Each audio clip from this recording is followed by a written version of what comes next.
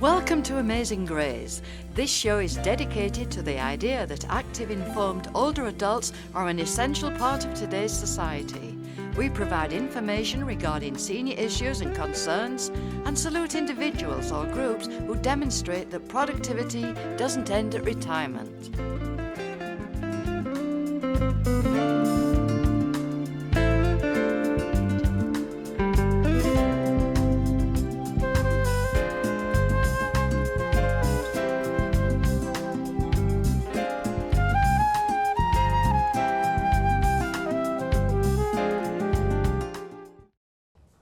Hi there, welcome to this segment of Amazing Grays. My name is Ed Whitbred, and as somebody who has lived in Erie all my life, the Erie County Historical Society has always been kind of a nebulous organization out there. That has changed dramatically in the last few years. And with us this morning is one of the key players over there. Becky Weiser, you are the curator. I am. For the Erie County Historical Society. Yes. Okay, let's start. Tell me where you're located. Okay. I am located at 356 West 6th Street. Behind the Watson Curtsey mansion is the carriage house. And in the carriage house is an added archive storage building, and I'm usually in storage back there. Let's start with the definition of a curator. Okay. It's one of those words everybody knows and maybe really don't know. True. As curator, my job is to be in charge of the three-dimensional collection. So I like to tease and say to people, I get to pet the antiques. Three-dimensional as opposed to? The two-dimensional. The archivist handles the papers, all the documents, the books, the photographs. And I do everything else, like a table or clothing, decorative arts. George Carlin used to talk about having stuff. Oh. You've got lots of stuff. I do have lots of stuff, yes. You've been there how long? A year and a half. Coming from where and what's your background? Well, I have a bachelor's degree in political science with a minor in history. I obtained my teaching certification and I taught American history in Long Island, New York for a few years. I got over it and moved back to Erie. Got married, had children, we moved out west. My husband's job took us out west, came back to Erie. They moved us back to Erie, thankfully, because our family is here.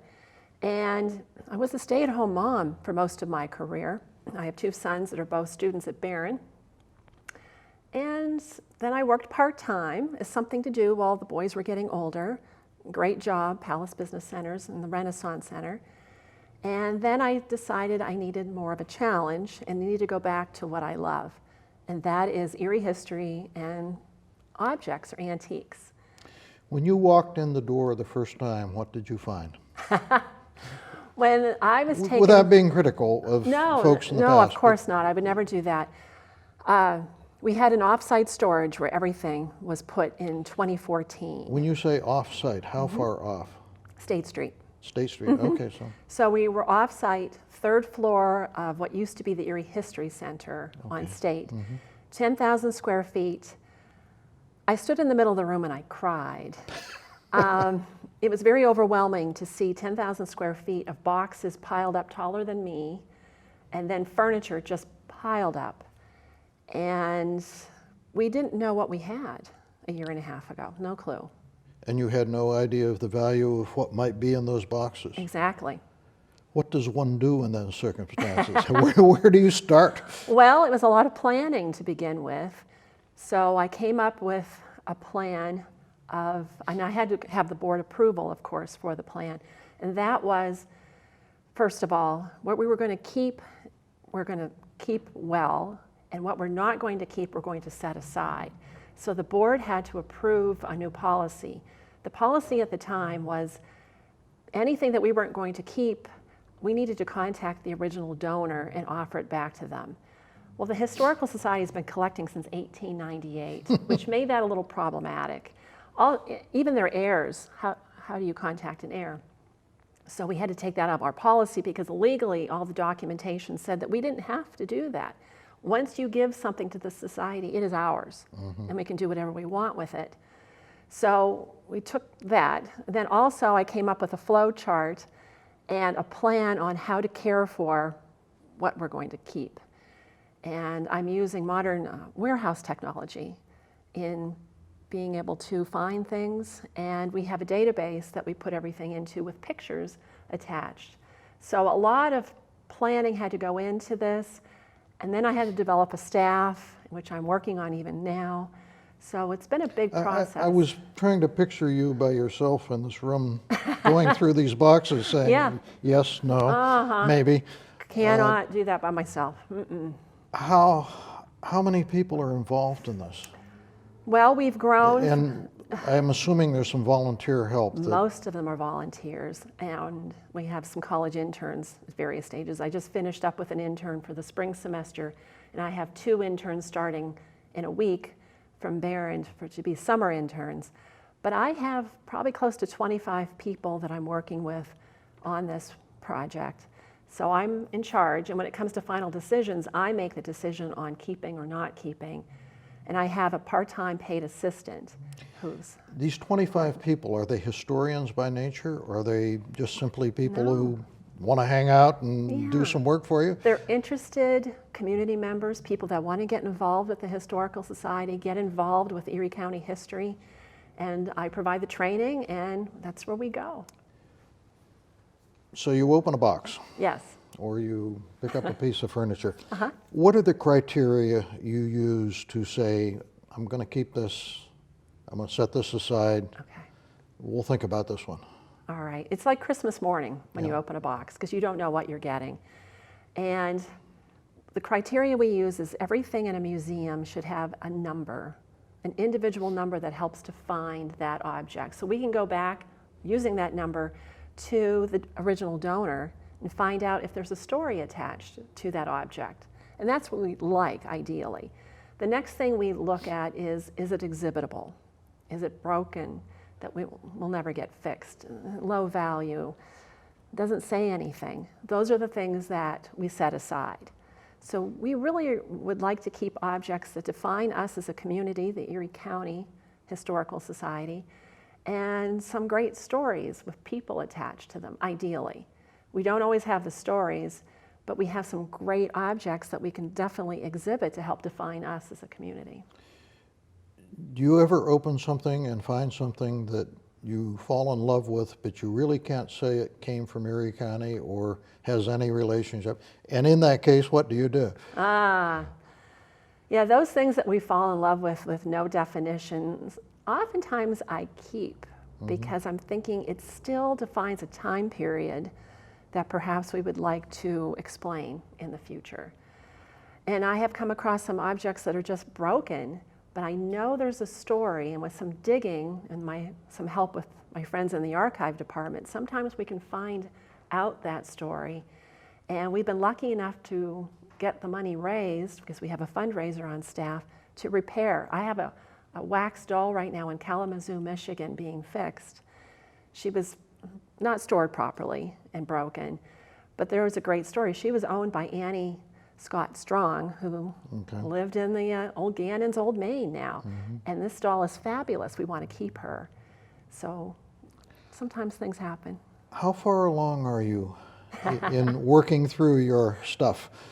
Right now, I'm probably through, my guess is 75%. 75, okay, so We've gotten through the boxed objects. Now we're going to be moving into my off-site storage on State Street and going through the large objects. So that'll be faster. And a lot of those things don't have numbers. We've already identified what has a catalog number, what doesn't. Now, if it's fabulous and doesn't have a number, we'll give it a number. But a lot of it, sadly, is not. How do you acquire stuff? I get calls all the time. And Do you actively go after anything at any time? not yet. Not yet. Because until we know exactly what we have and the holes we need to fill, I'm not actively searching for things. You're not talking to somebody who might have a piece that you say, if there's no other home for it, give me a call. Not Yeah, yet. not yet. Not yet. People often contact me, and sometimes they'll just pop in.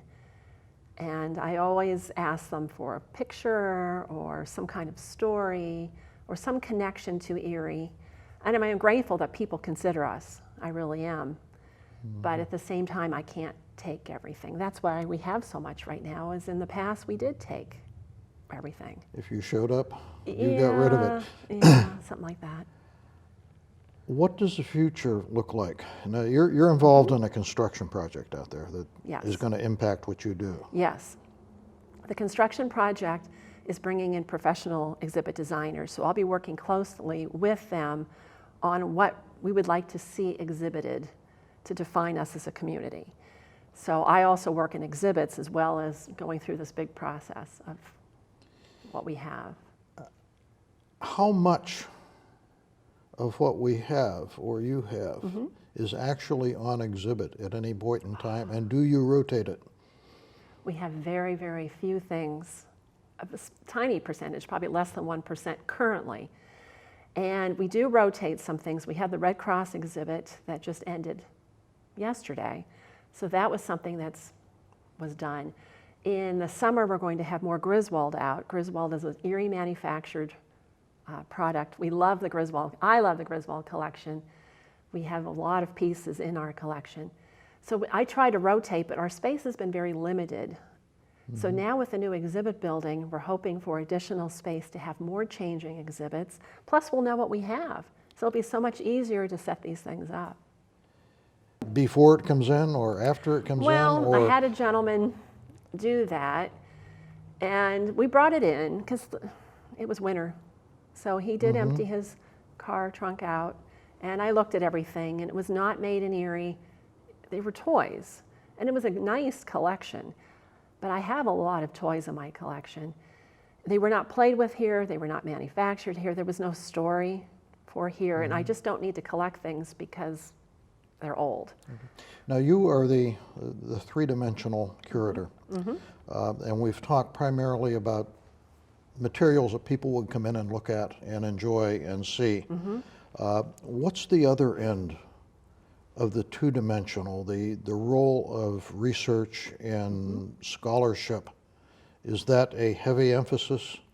I can't speak to that a lot because our archivist handles those requests, but she often does get calls or emails of people that are writing a book or doing a family history or anything Erie County related.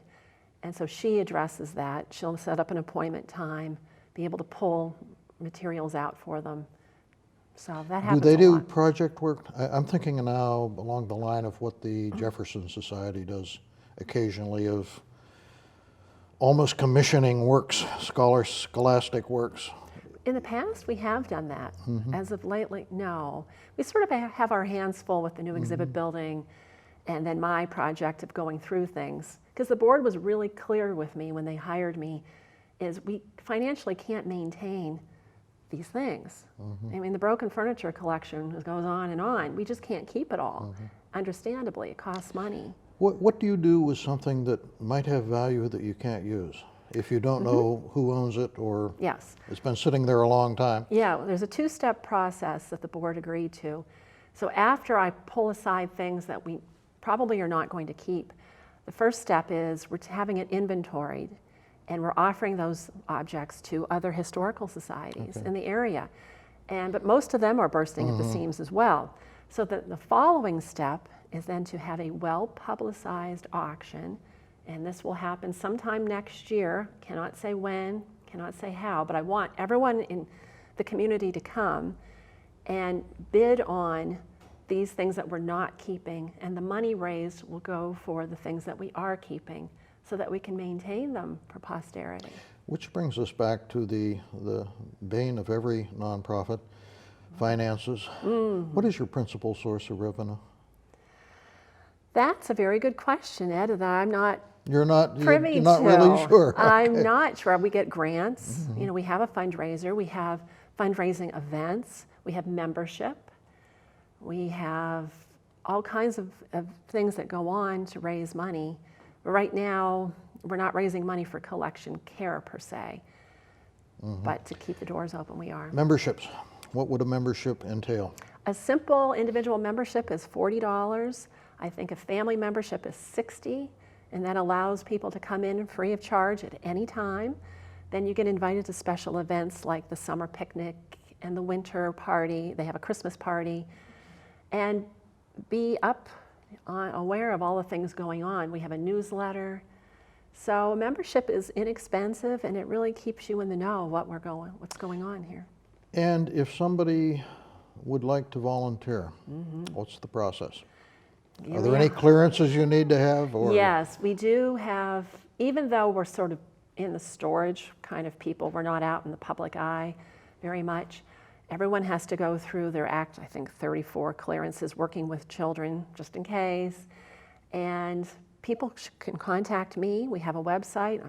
I'm on there. Or give me a call at the Historical Society, or anyone. But if you want to work in my department, feel free. I've got 10 people that are going through training now to work with me.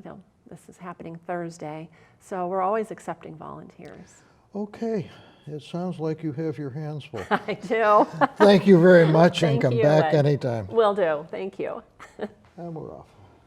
Nice. We're in the off-site storage of the Erie County Historical Society, and Jim's going to do a slow pan around the room, and Becky's going to tell us what we're looking at.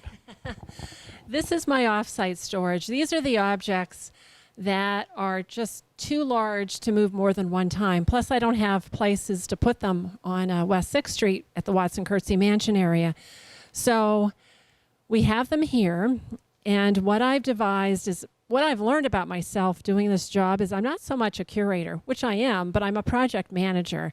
I develop processes in which to handle projects that no one has ever handled before. So what I've devised up here is a 4-colored triage system. So I had a group of great volunteers come on a few Saturdays, and we put one of 4 colored dots on objects.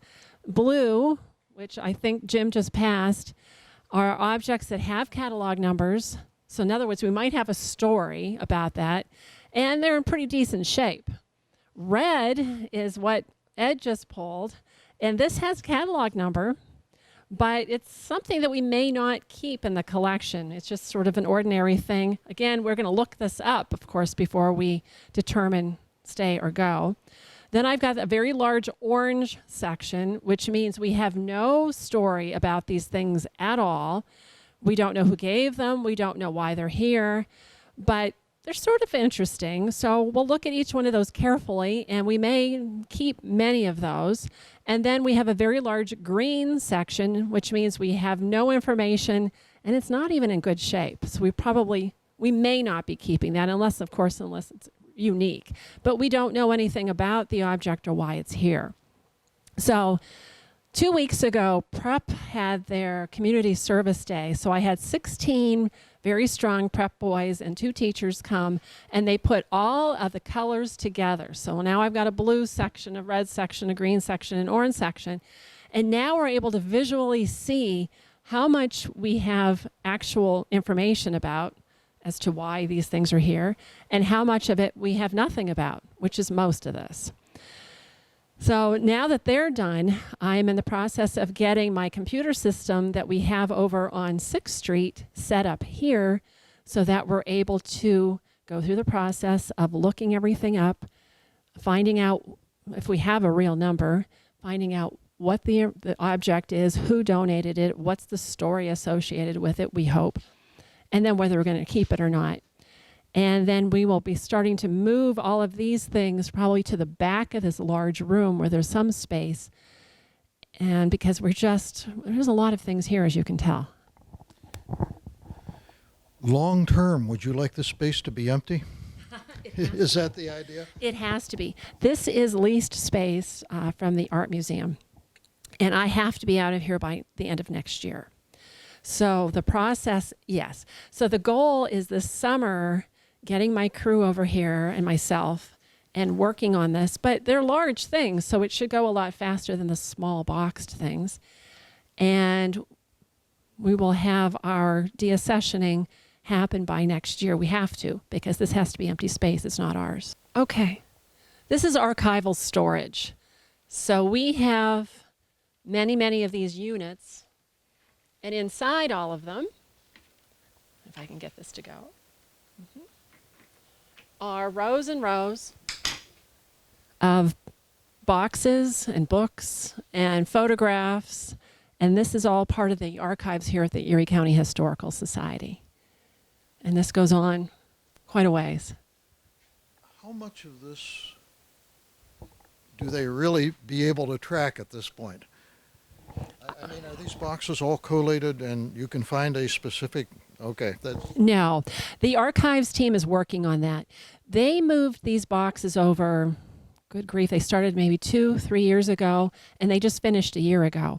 So they're still in the process of cataloging it all and giving locations so that when researchers come here, they'll be able to quickly find things. They can find things, but it just takes a little bit longer because everything's been moved and a little bit out of order right now. So if you took a box down and you open it up and it's not been cataloged, there would be a list on the front that hopefully tells you what you might expect. But what do you then do with the individual? Are they entered into a computer? That is not my department. My department is strictly the three-dimensional antique. So like here on the other side, if you can see this, I've got boxes of beer, Wayne beer. So all of these things, we know where they are. We know how many boxes we've got, and we can find them again. The same with the objects here. We've got the model of the Wayne blockhouse, and here we've got a little barcode explaining. So I'm able to come through with my scanner and I can scan this, and then automatically on my database, the blockhouse will come up along with any story that we have, potentially the builder, how old it is, when it was donated. So that's what I've done in the three-dimensional collection. In the building we're in, the building that we're standing in, this side is all your bailiwick? Not completely. Just to give an example here, Ed, what you're seeing on this end of the building is all these rolled documents, and these are commercial building plans that the Historical Society has available for people researching buildings that are here in town. But up above, you will see boxes. You will see many, many boxes.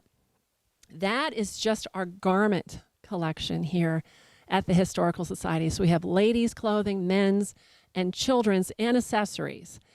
And so we can find, believe it or not, any one of these garments within minutes because everything has a container barcode and then object barcode. So I know exactly what's in this box, and I don't even have to open the box because if I have my scanner and my computer, I can scan the barcode, and up on my database will show exactly what the chemise that this happens to say looks like. So within minutes, I can find things in my collection. And that's the goal that I have as a curator. How much of this would actually get out in exhibition space, as opposed to being like the last scene in Invaders of the Lost Ark, which the boxes go on forever? Right. I do get that. When we started this process, we didn't know how many ladies' gowns we had in the collection. We had no idea. So we saved them all.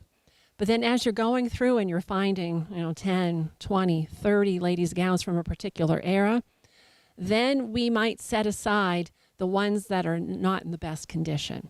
So we have a whole separate collection of garments that are good for study purposes, perhaps, but not for exhibition. The exhibition garments, this is like the first run. So this is the first time we've looked at the collection, and now we have record of it.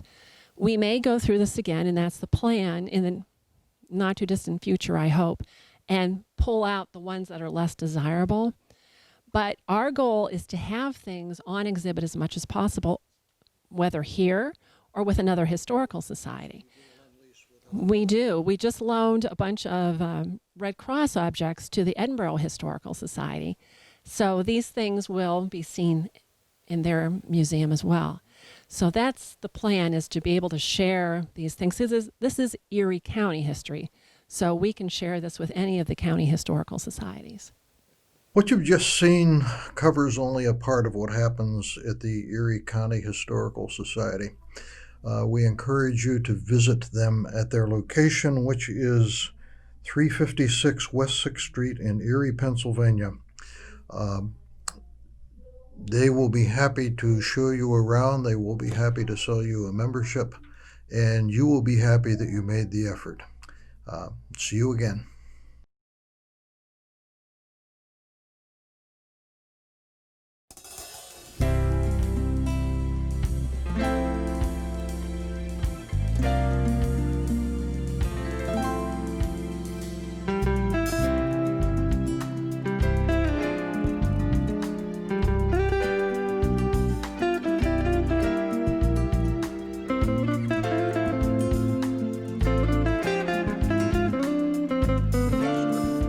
Thank you for watching Amazing Grays. We are an all-volunteer organisation and are always looking for people to help us produce interesting programmes.